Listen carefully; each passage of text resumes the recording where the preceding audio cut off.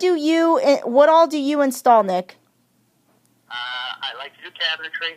I do millwork, which is your crown moldings, your baseboards, your shoe moldings, and so on. I have a painting division, so we do exterior and interior painting, residential and commercial. I do wood flooring and laminate. How much do you charge? How much?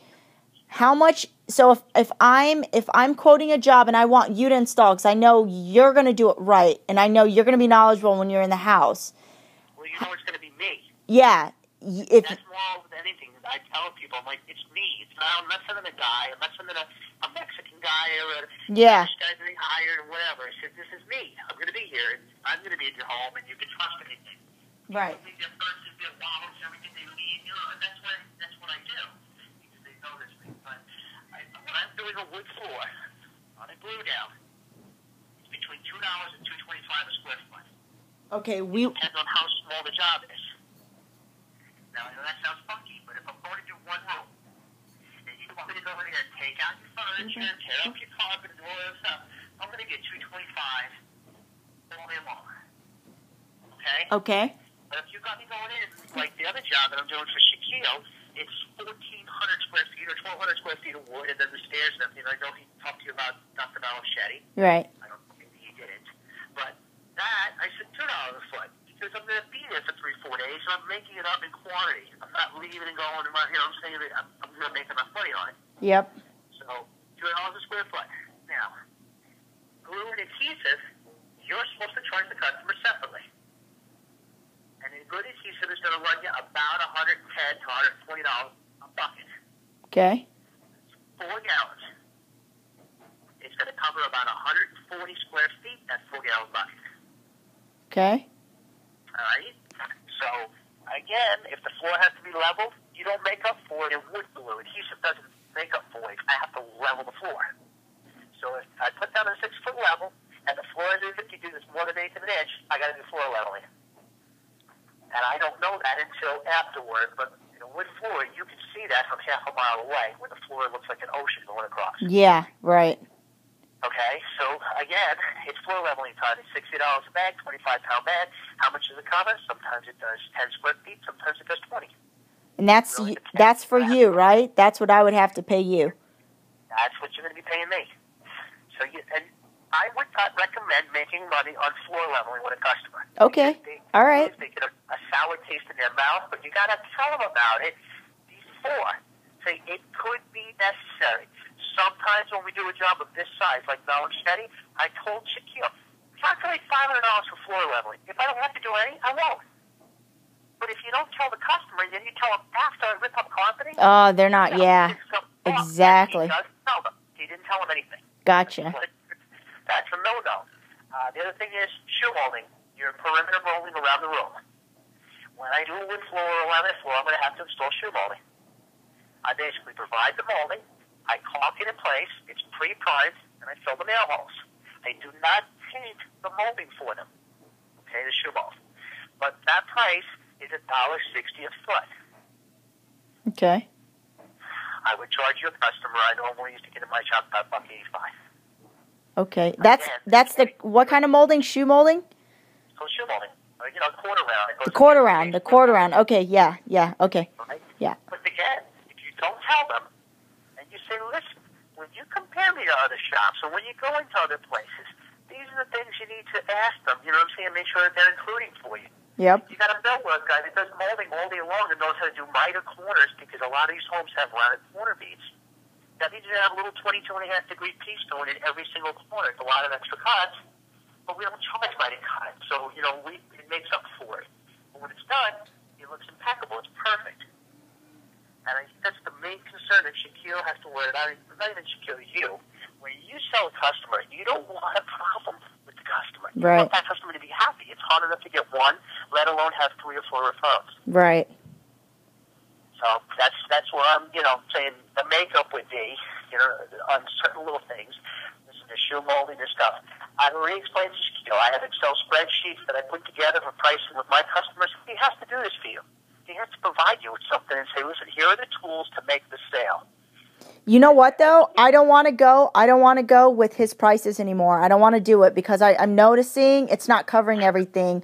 I have to go back to the customer, ask them for more money. It's just not working. I'm gonna do the tile, the wood, and the carpet by what I'm hearing from you. Okay, I'm gonna go by because I have confidence in you. Okay, I know you know what you're doing. You've had your own shop. You know what you're doing. So anytime I have a question about pricing, I'm gonna go to you, and I'm gonna ask you to install if you have time. I would like you to install all my jobs and nobody else. So. Okay. I love it, but I just want to make sure that Shaquille's not going to be like you did on the doctor and say I'm getting a better price. It's too expensive. No.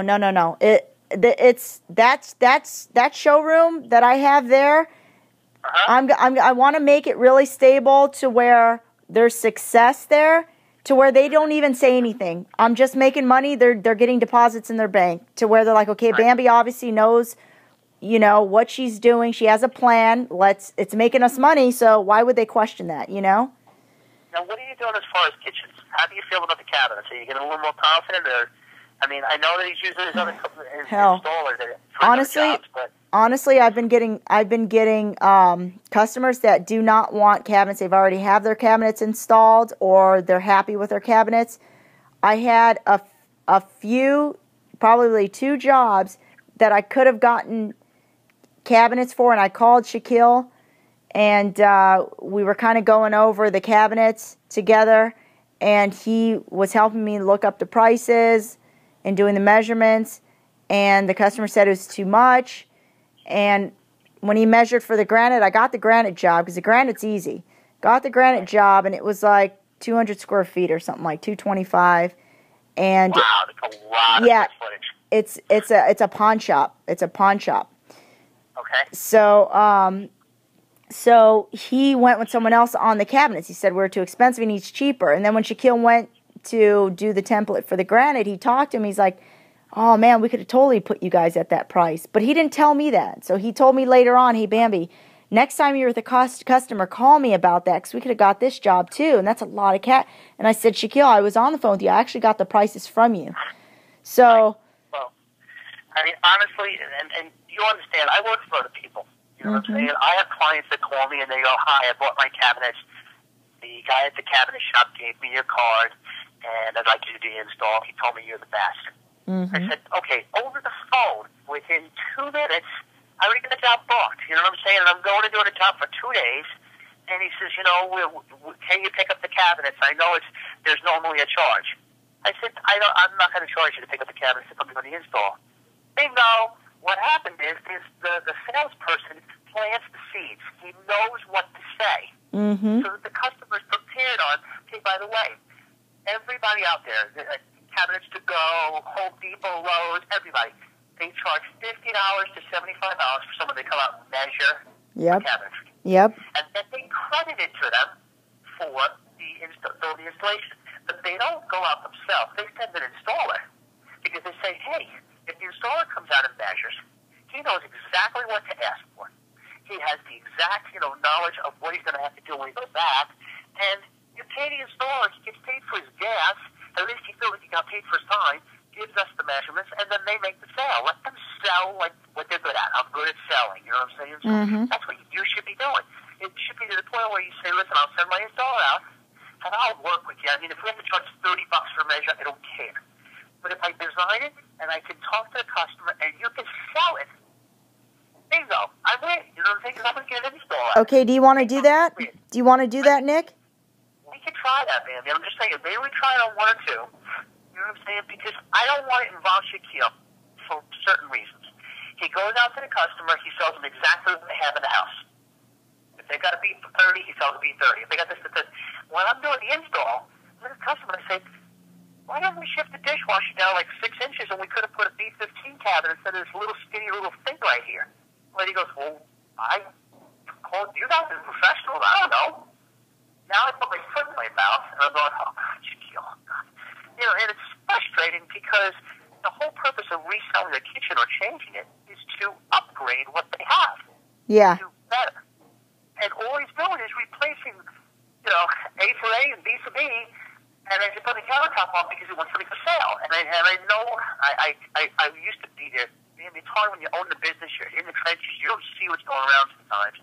And then you go and you do the installs, and you don't see what's going on in the showroom, so it's hard. And that's where I ran into it. I couldn't find people that were qualified enough or that were, willing to make the customer feel like this is their own home. You know what I'm saying? That they really cared about the customer. Yeah. So I was constantly trying to fix one end, and then I go out on the other end, and the installer wouldn't care, or it would cut corners, and the installer makes you look horrible. Or the installer makes you look like a superhero. They're the last ones the customer sees, and they're the ones that fix things. Yeah. So it's very hard. I got a call a little while ago, a gentleman down in Tampa that wants me to go install an entire home of cabinetry. It's about $85,000 worth of craft-made cabinetry. Wow. Okay? I said, you don't have a normal installer? He says, oh, I do. I said, oh, okay. He says, you come highly recommended, and it's a family member of mine. And you know the way it works with families. You can't have problems. Yep. So are you saying you have problems normally? He says, let's put it this way. I don't have a second chance with a family member. I want it done right the first time. So he sent over to me an email about 45 pages of design work. Wow. So, this is where I'm going to be at the job for 2 weeks. And if I say, listen, I need $6,000 or $7,000, the guy's going to just pay it. Because, you got to realize what you're selling and how, and it's very hard for me because I don't want to go in there and make you guys look bad. But right. Shaquille tells me there's no work. It's been so slow, and they haven't sold any kitchens in 3 weeks. I've been selling, honestly, I've been selling a lot of granite, no cabinets, and I know what I can do. I would like to do that. What you just suggested is when I plant that seed, a customer comes in, I can, make them fall in love with Supreme International and build that confidence. And then once you get in there, that's it. Once they see you, it's over. They're going to know you're knowledgeable. You know what you're talking about. You're like the whole package. You're so busy, though. You're so busy. So we got to... I'm stuck on your job. Shaquille's got me doing custom work for that doctor. I built a custom mantle that took me 8 days from scratch, ordered all the millwork, and cut everything myself and built this beautiful thing. It's done. It's in. But the granite isn't complete. They have to put a little piece of granite around the hearth itself, the opening. Uh-huh. Other than that, I'm done with the job. And I said, well, what are we doing now? He goes, oh, it's slow. I said, but you told me we're doing wood flooring. Well, I said, okay, now I sit home for 10 days and try to plug work in where I know for 3 weeks that I'm not working these weeks because I have to do his job. All right, yeah. The day before I'm supposed to start, you really don't make a happy friend. Yeah, exactly. Let's try it, Nick, okay? I switched my days off Wednesday to Monday today because I've been moving all week. My sister just moved in her new house. So I'm, yeah, I know, right? Happy Halloween, by the way. We'll trick or treat. Man, we had an ugly start, but it's nice now. I think the kids are going to be happy. They're going to be able to go out. That's what's important. I just finished making a Charlie Brown shirt for my son so I can put it on him. Aww. Well, have a good time. So, listen, keep in touch. If there's anything I can help you with, like I said, call me up and we go from there. All right? I will, Nick. I'm gonna call you on all the cabinet jobs, okay? And we're gonna let's do it, see how it works. And if we're closing deals and we're making more money, for the company, why would they complain? I don't think he'll get offended. I know you'll be able to close these jobs. Yeah. All right. Sounds real good, Andy. Okay, Nick. We'll talk to you again. Okay, bye. Hi, Booty.